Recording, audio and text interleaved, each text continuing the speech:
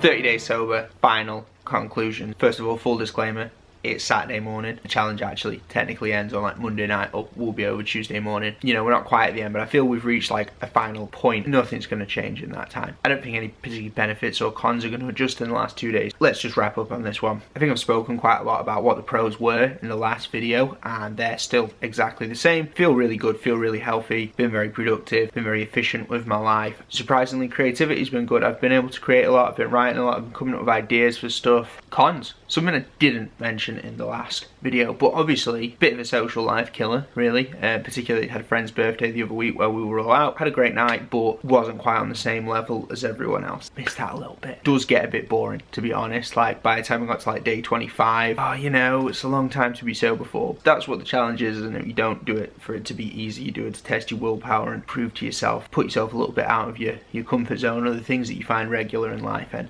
that's what builds your character essentially. So yeah, here is another pro actually that I didn't mention in the last video. I saved so much money, and that's been great this month because I've been absolutely broke. Still can't afford a haircut.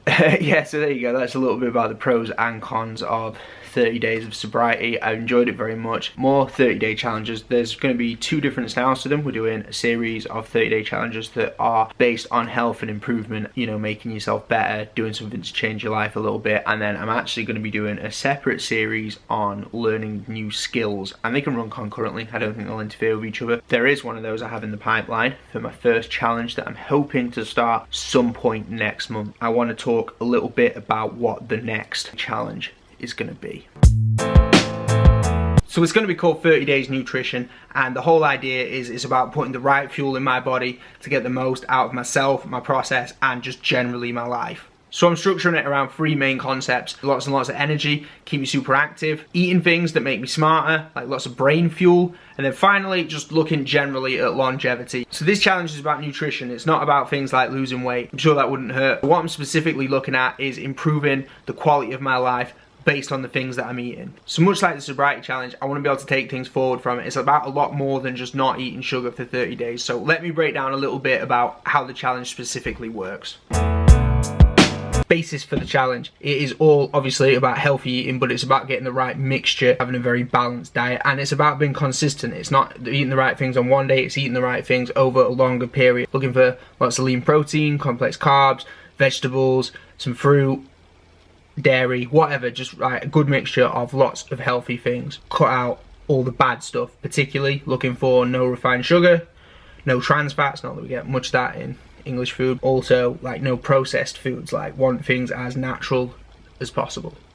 This is the pyramid of macronutrients, and that's what I'm basing all of my meals around. It is the concept that at the bottom we are looking at calorie intake, making sure that they stay healthy, decent calorie intake, got to base everything around getting the right amount. And I'm going to track all my intake of what I do using the MyFitnessPal app. Should I put my username up so you can all follow it and watch it? Would that be cool? I don't know.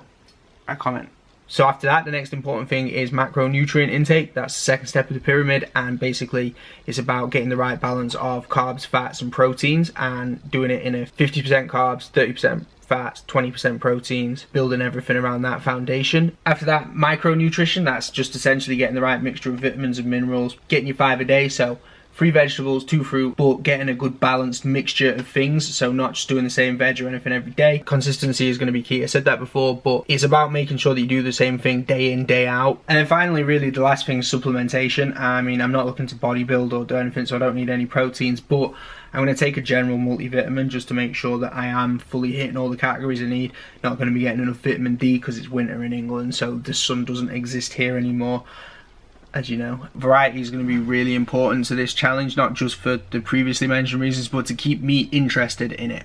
I think it is going to be harder than the last challenge overall. When I take it on, I want to try and do something more, so I think it's going to help in other ways too. Like, I want to learn to cook. If you watch the New Year, new challenges, that's on my list of tasks for this. That's going to give me more footage for the video, and in me trying to make the video as entertaining as possible, I'm going to eat some kind of weird yet healthy things, and I know at least one example of that from what we were talking about in the planning for it, which is chicken hearts. So that could be pretty gross, but also apparently it's really healthy. So I don't know, watch this space. I'm going to get more into the specifics of what I'm eating as the series goes on and actually just be able to show it you, which is going to make it quite different to the sobriety challenge. I've also got some new ideas for how I'm going to structure a little bit of extra content for the channel around this, so like do stay tuned in, it's going to be good. There's going to be other little things I'm going to do. One day a week I'm going to do a veggie day, vegetarian day, so that's going to be completely different to me.